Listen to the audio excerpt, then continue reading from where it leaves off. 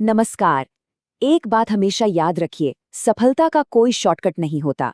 ये सिर्फ तैयारी, कड़ी मेहनत और असफलता से सीखने का नतीजा है। और आपकी इसी तैयारी को और भी धार देने के लिए आज हम हिंदी व्याकरण का एक बहुत ही जरूरी टॉपिक समझने वाले हैं, व्यंजन। चाहे सीजीपीएससी हो, मंडी निरीक्षक हो या कोई भी परीक्षा, यहाँ से सवाल पक्का आता है। तो चलिए शुरू करते हैं। इस एक लाइन में बहुत बड़ी सच्चाई छुपी है। आज की ये जो मेहनत है ना, व्याकरण के इन नियमों को समझने की जो कोशिश है, यही कल आपके सफल होने की कहानी लिखेगी। तो चलिए पूरे जोश और ध्यान के साथ इस टॉपिक को सीखते हैं और अपनी सफलता पक्की करते हैं। ये सवाल मन में आता है कि आखिर व्यंजन इतना जरूरी क्यों है। देखिए, व्याकरण किसी भी भाषा की नींव होती है और व्यंजन उस नींव का एक मजबूत पत्थर है। यहाँ से बिल्कुल सीधे सीधे सवाल पूछे जाते हैं और ये एक ऐसा टॉपिक है जहाँ आप आसानी से पूरे नंबर ला सकते हैं। अगर आपकी नींव मजबूत है तो ये नंबर कहीं नहीं जाने वाले। तो आज हम क्या क्या कवर करने वाले हैं? सबसे पहले जानेंगे कि व्यंजन क्या है और कितने होते हैं। फिर इसके सबसे बड़े हिस्से यानी स्पर्श व्यंजन के 5 वर्गों को समझेंगे। इसके बाद अंतःस्थ, ऊष्म और संयुक्त व्यंजनों की बात करेंगे और आखिर में वो सारे पॉइंट्स देखेंगे जो परीक्षा के लिए सबसे ज्यादा जरूरी हैं। इस तरह से सब कुछ बिल्कुल साफ हो जाएगा। तो चलिए सफर शुरू करते हैं बिल्कुल बेसिक से। सबसे पहला और सबसे जरूरी सवाल, आखिर ये व्यंजन होता क्या है? ये परिभाषा आप समझिए, व्यंजन की आत्मा है। याद रखिए, दुनिया का कोई भी व्यंजन बिना स्वर की मदद के पूरा बोला ही नहीं जा सकता। जब हम हलंत के साथ क लिखते हैं ना, तो वो सिर्फ एक अधूरी आवाज है। उस आवाज को पूरा करने के लिए एक स्वर की जरूरत पड़ती ही पड़ती है। जैसे आप इस उदाहरण में देख सकते हैं, जब हम बोलते हैं क, तो असल में हम क्या बोल रहे हैं? हम बोल रहे हैं क आधा और उसमें जुड़ रहा है अ स्वर, तब जाकर बनता है पूरा क। इसी तरह ख और अ मिलकर बनता है ख। बस यही व्यंजन की मूल कहानी है। ये नंबर इसे तो दिमाग में बैठा लीजिए। परीक्षा में सीधा सवाल आता है कि हिंदी वर्णमाला में मुख्य व्यंजनों की संख्या कितनी है, तो आपका सही जवाब होना चाहिए 33 यानी 33। लेकिन कहानी यहीं खत्म नहीं होती। इन 33 मुख्य व्यंजनों के अलावा हमारे पास कुछ खास विशेष व्यंजन भी हैं। इन्हें हम कहते हैं संयुक्त व्यंजन, क्योंकि ये 2 व्यंजनों के मेल से बनते हैं। इनके बारे में हम आगे और विस्तार से जानेंगे। तो अब आते हैं व्यंजनों के सबसे बड़े और सबसे महत्वपूर्ण परिवार पर, स्पर्श व्यंजन। इसके नाम में ही इसका पूरा राज छुपा है, स्पर्श यानी कि टच करना। जब हम इन व्यंजनों को बोलते हैं ना, तो हमारी जीभ मुंह के अंदर कहीं ना कहीं किसी खास जगह को छूती है और उसी से एक खास ध्वनि पैदा होती है। इसे आप खुद बोलकर भी महसूस कर सकते हैं। अब जरा इस टेबल को बहुत ध्यान से देखिए। ये बहुत ही कमाल की चीज है।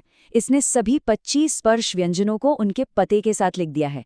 देखिए, जो क वर्ग है, क, ख, ग, घ, ञ, इसकी आवाज सीधे कंठ यानी गले से आती है। च वर्ग के लिए जीभ ऊपर तालू को छूती है। ट वर्ग में जीभ मुड़कर मूर्धा को छूती है। त वर्ग में जीभ दांतों से टकराती है और प वर्ग को बोलने के लिए दोनों होठ आपस में मिलते हैं। ये पूरा का पूरा चार्ट परीक्षा के लिए बहुत ही ज्यादा जरूरी है। अच्छा, स्पर्श व्यंजन तो हो गए। अब व्यंजनों के 2 और छोटे लेकिन बहुत ही इंपॉर्टेंट ग्रुप्स को देखते हैं, अंतस्थ और ऊष्म। इन दोनों में फर्क समझना बहुत जरूरी है। देखिए, अंतस्थ व्यंजन है य, र, ल, व। ये न तो पूरी तरह स्वर है और न ही पूरी तरह व्यंजन, ये बीच में कहीं है, इसीलिए इन्हें अर्ध स्वर भी कहते हैं। दूसरी तरफ है ऊष्म व्यंजन, श, श, स, ह। इनको बोलते समय मुंह से हवा एक घर्षण के साथ, एक गर्मी के साथ बाहर निकलती है। यकीन नहीं आता?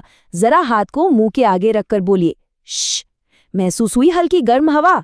बस इसीलिए ये ऊष्म है। अब जो टॉपिक आ रहा है, ये तो एग्जामिनर का फेवरेट है।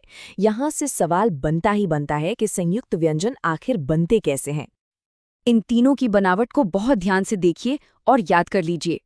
क्ष बनता है आधे क और श से, त्र बनता है आधे त और र से, और ज्ञ, यहाँ बहुत लोग गलती करते हैं, ध्यान दीजिएगा, ये बनता है आधे ज और ञ से। इसको एकदम पक्का कर लीजिए। तो इतनी सारी जानकारी के बाद अब वो चीजें देख लेते हैं जो परीक्षा में सीधे सीधे पूछी जा सकती हैं, मतलब इस पूरे चैप्टर के क्रीम पॉइंट्स। ये पॉइंट्स बहुत काम के हैं। पहला, हर वर्ग का जो आखिरी अक्षर है ना, ङ, ञ, ण, न, म, इनको बोलकर देखिए, आवाज नाक से आती है, इसीलिए ये अनुनासिक कहलाते हैं। दूसरा, ये जो 5 वर्ग हमने पढ़े, क, च, ट, त, प, इनको वर्गीय व्यंजन भी कहते हैं। और तीसरा, जैसा हमने पहले भी बात की, य, र, ल, व को अर्ध स्वर भी कहा जाता है। चलिए अब देखते हैं आपको कितना याद हुआ। पहला सवाल आपकी स्क्रीन पर है। बताइए ता वर्ग का उच्चारण स्थान क्या है? सोचिए जरा। त, थ, द। आपकी जीभ कहाँ जा रही है? बिल्कुल सही जवाब है दंत्य, क्योंकि जब हम त, ठ, द, ध, न बोलते हैं तो हमारी जीभ सीधी जाकर दांतों से टकराती है, इसलिए इसका उच्चारण स्थान दंत्य है। दूसरा प्रश्न, ज्ञ संयुक्त व्यंजन किन 2 व्यंजनों से मिलकर बना है? याद करने की कोशिश कीजिए। मैंने अभी बताया था कि यहाँ अक्सर गलती होती है। और इसका सही जवाब है ज, आधा और ञ। ये परीक्षा में कई बार पूछा गया है, इसे अच्छे से याद रखिएगा। चलिए 1 मिनट में फटाफट से पूरे चैप्टर का सार देख लेते हैं। तैयार है? व्यंजन क्या है जो स्वर की मदद से बोले जाएं? संख्या कितनी? 33 मुख्य। स्पर्श कितने? 25, 5 वर्गों में। अंतस्थ कौन से? य, र, ल, व। ऊष्म कौन से? श, श, स, ह। और संयुक्त व्यंजन क्षर, त्र, ज्ञ। बस इतना ही है ये पूरा अध्याय। तो आज हमने व्यंजन को तो पूरी तरह समझ लिया है, पर असली सवाल तो अब शुरू होता है। व्याकरण में अपनी पकड़ को फौलादी बनाने के लिए आपका अगला कदम क्या होगा? ज्यादा से ज्यादा अभ्यास करना या फिर व्याकरण के किसी नए टॉपिक को समझना? इस पर विचार जरूर कीजिएगा। उम्मीद है आज के इस विश्लेषण से आपको मदद मिली होगी और व्यंजन का टॉपिक अब आपके लिए आसान हो गया होगा। अगर ये जानकारी आपको अच्छी लगी तो इसे लाइक और शेयर करना ना भूलें। और हाँ, आगे भी ऐसे ही टॉपिक्स को आसानी से समझने के लिए चैनल को सब्सक्राइब जरूर कर लें। मिलते हैं अगली बार। धन्यवाद।